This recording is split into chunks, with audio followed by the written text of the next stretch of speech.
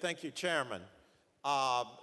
Just want to note that we look at this as merely ceremonial at times, but what the chairman is carrying actually affects the safety issues on our highways.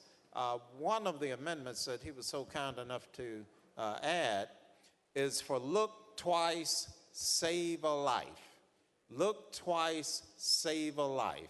That's so you can stay alert and aware of the motorcycle riders and bike riders who are on the road. So thank you, Mr. Chairman, for the work that you do. Any further discussion?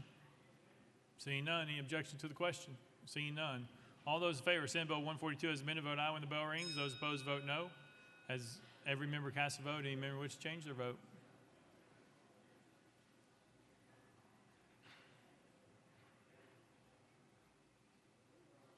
Moon eye. Mr. Clerk, take the vote. Ayes 98, no nays. Senate Bill 142, having received the constitutional majority, I hereby declare passed without objection. Most weak series table. Call the next bill, Mr. Clerk. House Bill 138 by Chairman Howell and others relative to transportation infrastructure. Mr. Speaker, the Senate bill is on the desk. Chairman Howell, you're recognized. Thank you, Mr. Speaker. I move to substitute and conform to Senate Bill 144. Chairman Howell moves substitute and conform Senate Bill 144. Probably second without objection. So ordered. Chairman Howell. Thank you, Mr. Speaker. I move passage of Senate Bill 144 on third and final consideration. Chairman Howell moves passage of Senate Bill 144 on third and final consideration. Probably second. Mr. Clerk, call the First Amendment. House Transportation Committee Amendment number 1. Vice Chairman Vital, you're recognized. Thank you, Mr. Speaker. Same as Senate amendment. Move to withdraw. Without objection, amendment number 1 withdrawn. Next amendment, Mr. Clerk. House Finance Ways and Means Committee Amendment number 1 filed as House Amendment 2. Chair Lady Hazelwood, you're recognized. Thank you, Mr. Speaker. Same as Senate amendment. Oh, no, I'm sorry. I move to adopt and I defer to the sponsor for an explanation. Chair Lady Hazelwood moves adoption of amendment number 2. Probably second. Any discussion on the amendment? Seeing none. All those in favor of amendment number 2 say aye, aye. All those opposed say no. The ayes have it. You adopt it. Next amendment, Mr. Clerk. Mr. Speaker, no further amendments. Chairman Howell, you're recognized. Thank you, Mr. Speaker. Members, this is the annual omnibus transportation bill for the naming of roads and bridges. There are 53 amendments that make up the bill brought to the Transportation Committee by you, the members. With that, Mr. Speaker, I renew my motion. Chairman Howell renews his motion. Any discussion on the bill? Seeing none. Any objection to the question? Seeing none. All those in favor, Senate Bill 144 as amended, vote aye when the bell rings. Those opposed, vote no. As every member voted, does any member wish to change their vote? Lafferty, aye.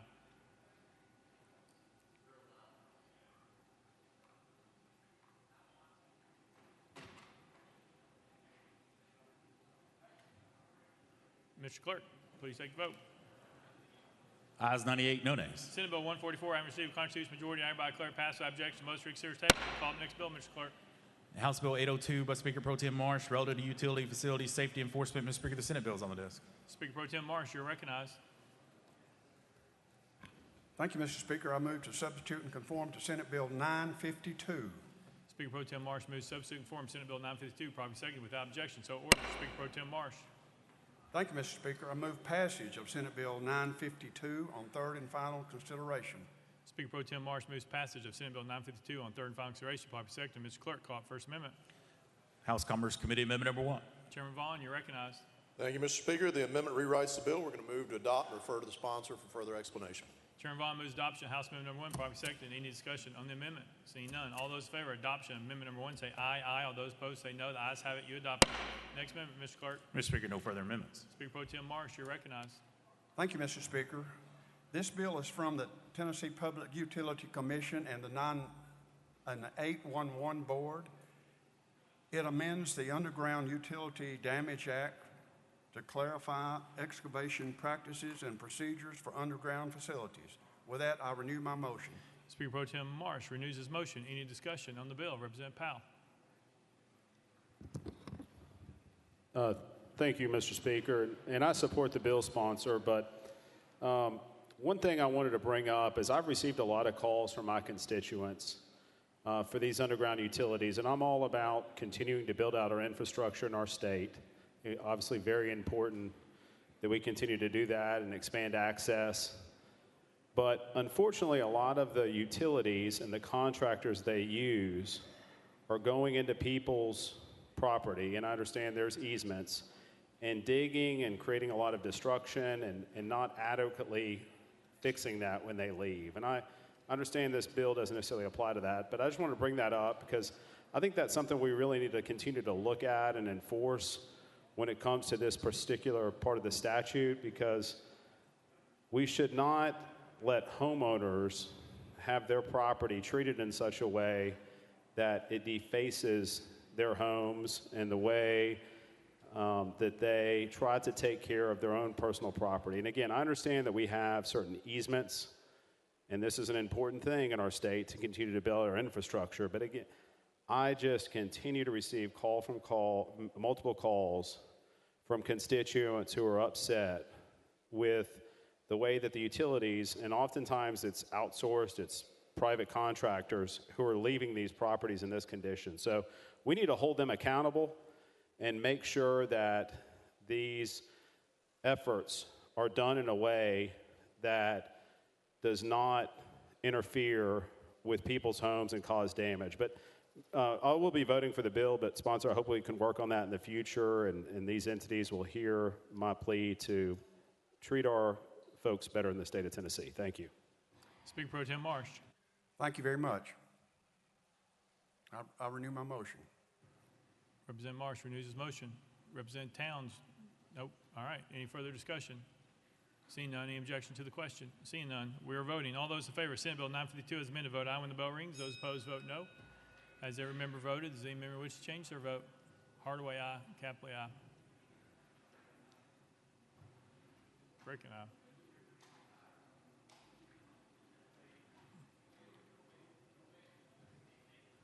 Mr. Clerk, take the vote. Ayes 98, no nays. Senate Bill 952 having received a constitutional majority, hereby declare passed without objection. The motion reads series table. Call the next bill, Mr. Clerk. House Bill 921 by Speaker Pro Tem Marsh, relative to contracts. Mr. Speaker, the Senate bill is on the desk. Speaker Pro Tem Marsh, you're recognized. Thank you, Mr. Speaker. I move to substitute and conform to Senate Bill 975. Speaker Pro Tem Marsh moves substitute and conform to Senate Bill 975, properly seconded without objection. So ordered. Speaker Pro Tem Marsh. Thank you, Mr. Speaker. I move passage of Senate Bill 975 on third and final consideration. Speaker Pro Tem Marsh moves passage of Senate Bill 975 on third and final consideration, properly seconded. Mr. Clerk, call it First Amendment. House Commerce Committee Amendment Number 1. Chairman Vaughn, you're recognized. Thank you, Mr. Speaker. This amendment rewrites the bill. We're going to move to adopt and defer to the sponsor for further explanation. Chairman Vaughn moves adoption of House Amendment Number 1, properly seconded. Any discussion on the amendment? Seeing none, all those in favor of adopting House Amendment Number 1 say aye, aye. All those opposed say no. The ayes have it. You're adopted. Next amendment, Mr. Clerk. Mr. Speaker, no further amendments. Speaker Pro Tem Marsh, you're recognized. Thank you, Mr. Speaker. This bill simply increases the maximum current amount in state law that the manager of a municipal or county electric system or energy authority can purchase without board approval from $50,000 to $100,000. This allows them to buy quickly on products that are in short supply and the supply chain problems. With that, I'll renew my motion. Speaker Pro Tem Marsh renews his motion. Any discussion on the bill? Representative Shaw. Thank you, Mr. Speaker. Sponsor Yield. Speaker Pro Tem Marsh. Yep. I do. Representative Shaw. Is this going to be statewide application for all utilities or just for some specific ones? Speaker Pro Tem Marsh.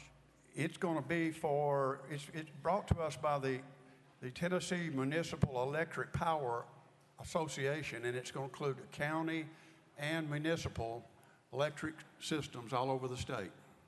Representative Shaw. Thank you, Mr. Speaker. I ask you that because I've got a private act, in fact, for my utility to be able to increase in their purchasing, and I was just wondering, would this take care of that automatically, or would we need to run that private act? Speaker Pro Tem Marsh.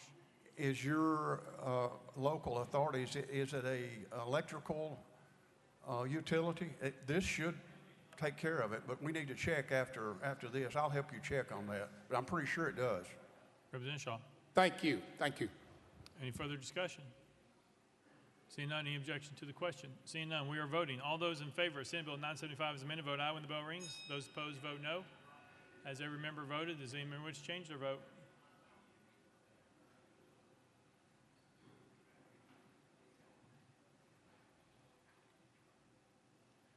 Mr. Clerk, take the vote. Ayes 98, no nays. Senate Bill 975 having received a constitutional majority, I hereby declare passed by objection. The motion reads series table. Call the next bill, Mr. Clerk. House Bill 1376 by Chairman Reagan and others relative to higher education. Mr. Speaker, the Senate bill is on the desk. Chairman Reagan, you're recognized. Thank you, Mr. Speaker. I move to substitute and conform to Senate Bill 817. Chairman Reagan moves to substitute and conform to Senate Bill 817, probably second without objection. So ordered. Chairman Reagan. Thank you, Mr. Speaker. I move passage of Senate Bill 817 on third and final consideration. Chairman Reagan moves passage of Senate Bill 817 on third and final consideration, probably second. Mr. Clerk, call the First Amendment. House Education Administration Committee Amendment number 1, Mr. Speaker, same as Senate Amendment number 1. Chairman White, you're recognized. Chairman White.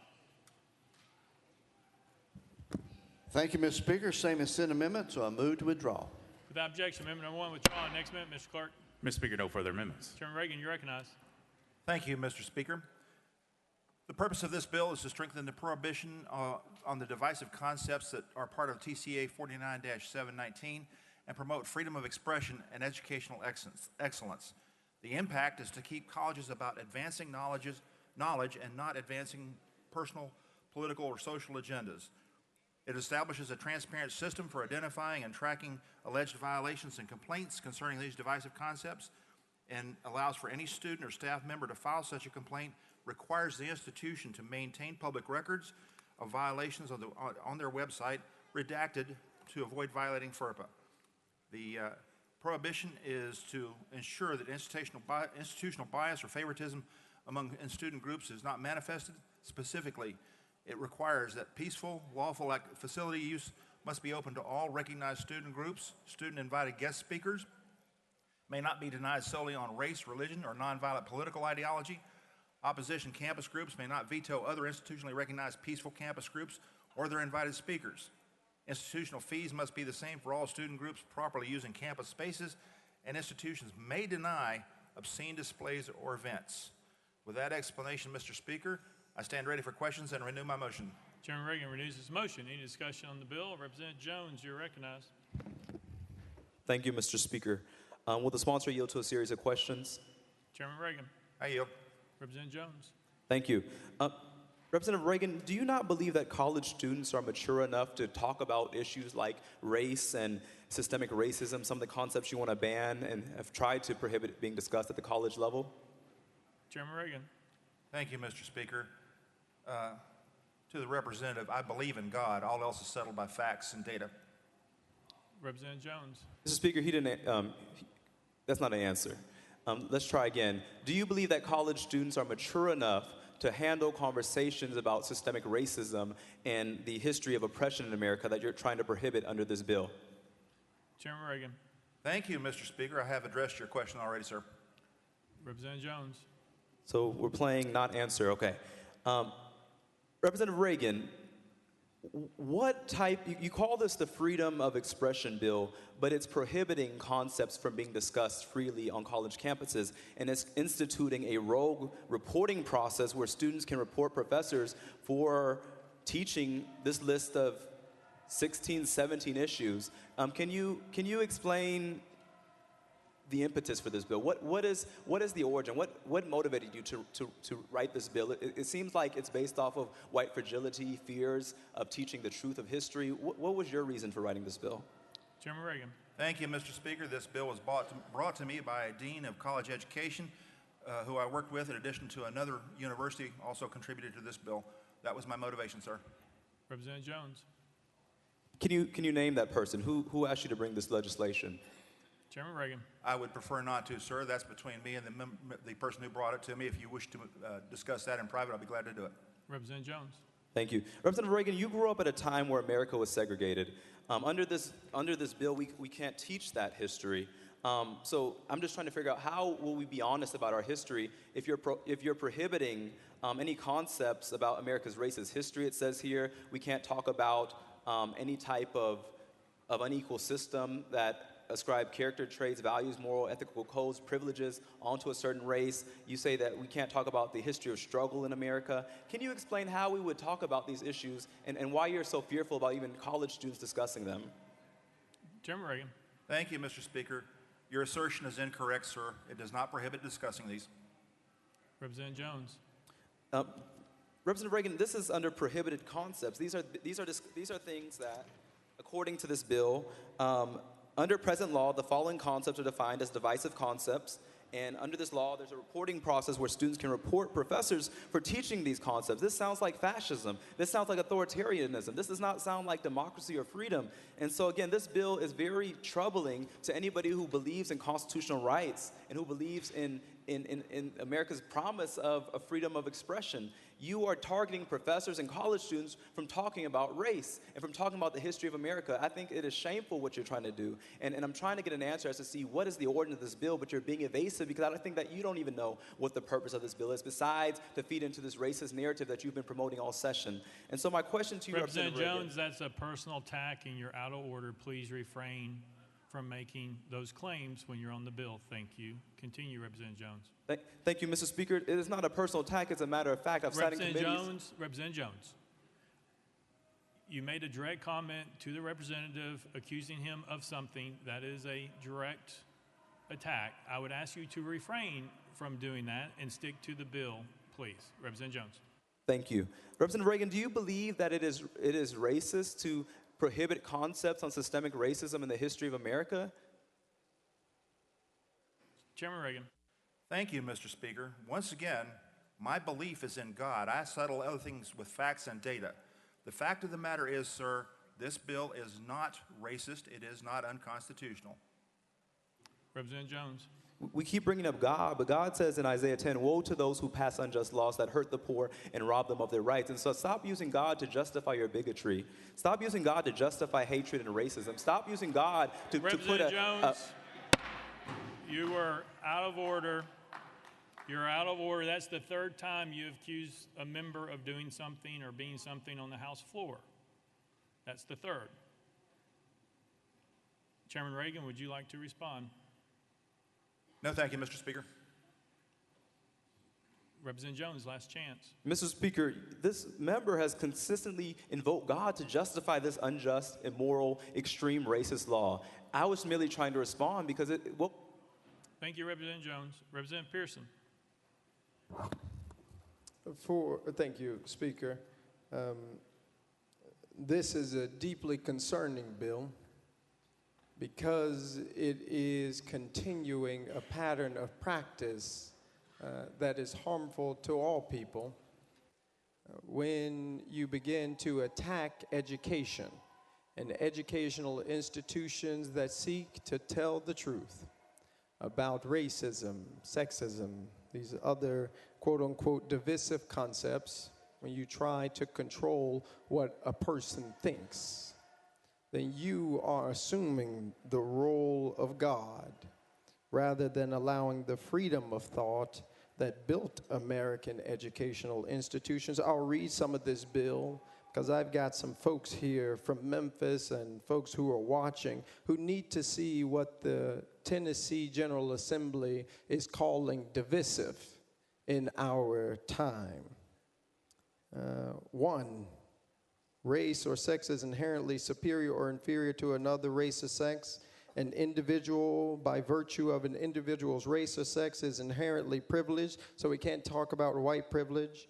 Racist, sexist, or oppressive, whether consciously or subconsciously. Subconsciously, I'm assuming sponsor means we can't talk about biases, which we all have. An individual should be discriminated against or receive adverse treatment because of the individual's race or sex. An individual's moral character is determined by the individual's race or sex. An individual, by virtue of the individual's race or sex, bears responsibility for actions committed in the past by other members of the same race or sex. This is to prevent white folks in particular for being told they had anything to do with enslavement. This is an individual should feel discomfort, guilt, anguish, or another form of psychological distress solely because of the individual's race or sex. a meritocracy which does not exist because a society that committed genocide against Native Americans, enslaved black African American people for over 250 years, cannot be a meritocracy because we didn't all start at the same place. But you will not be able to say a meritocracy is inherently racist or sexist or designed by a particular race or sex to oppress another sex, despite the fact that in the United States of America's Constitution that we all swear an oath on, black people were considered 3/5 of a person. Only rich white men could vote, not women. But you tell us that those things we wouldn't be able to talk about. The state of the United States is fundamentally or irredeemably racist or sexist, and that's the part I would like to talk about, if you don't mind. And the reason I'll vote against this legislation is actually because I do believe this state, this country is redeemable, but it is not going to be redeemed or resurrected if we allow the status quo to persist that silences different ideas. It will not be redeemed if we do not have the courage to look at ourselves and our institutions in the face and demand that they do better. It will not be redeemed if we operate business as usual and not do the work of justice. America is redeemable. The state of Tennessee is redeemable. But if we do not do the work of repenting through true education, by telling the truth, or as Memphian Ida B. Wells says, shining the light of truth upon our institutions and upon our lived experiences, which has made it much more likely for you to stand there than for me, if we do not tell the truth about our past and our present injustices. The state of Tennessee, the United States of America, will not be redeemed. This is the work that we should be committing to, not banning people's ability to think critically about how we got to where we are, because we're trying to preserve a status quo that has hurt us. But I've got good news. No matter what you do, people always rise. Chairman Reagan. Thank you, Mr. Speaker. The member's assertions are deceptive and incorrect. However, I'll let it sit at that. Thank you, Mr. Speaker. Thank you. Representative Capley. Thank you, Mr. Speaker. I move previous question. Previous question be called. There's objection. We're on the board. All those in favor of previous question vote aye when the bell rings. Those opposed vote no. Has every member voted? Does any member wish to change their vote?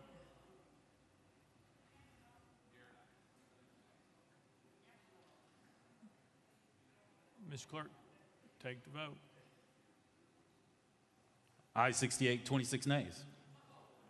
Previous question prevails. Let the journal reflect Representative Whitson is excused.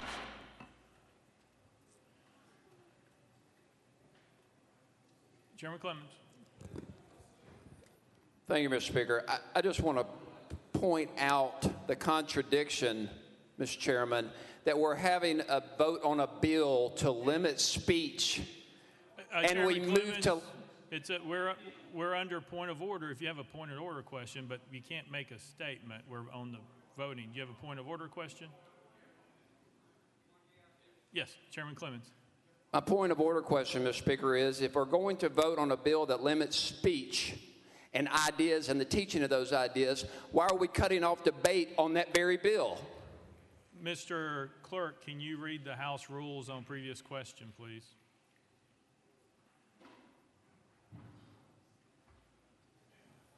Mr. Speaker, the previous question shall only be admitted when demanded by 2/3 of the members present and may be applied to the main motion, the main question, and amendment, the main question and amendment to the amendment. If the question prevails on the main motion, its effect shall be to preclude all future amendments and terminate all debate.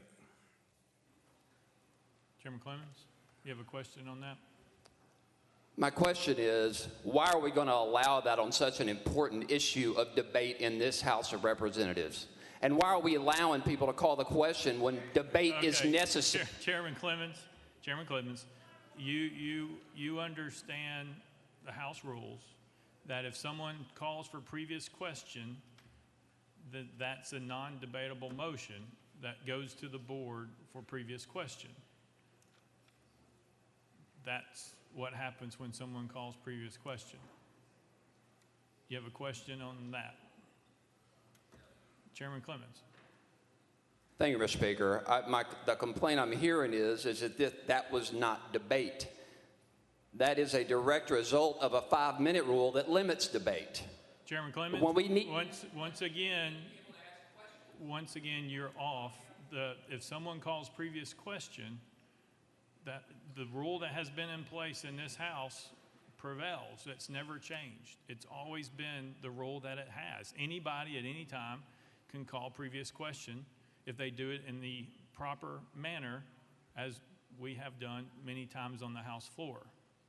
There was a list of people to have questions, but if anybody at that point calls previous question, then the clerk puts the vote up if there's objection. It didn't have anything to do with any time limits or anything like that. It was based on the next person on the list who was going to talk, and they chose to call previous question.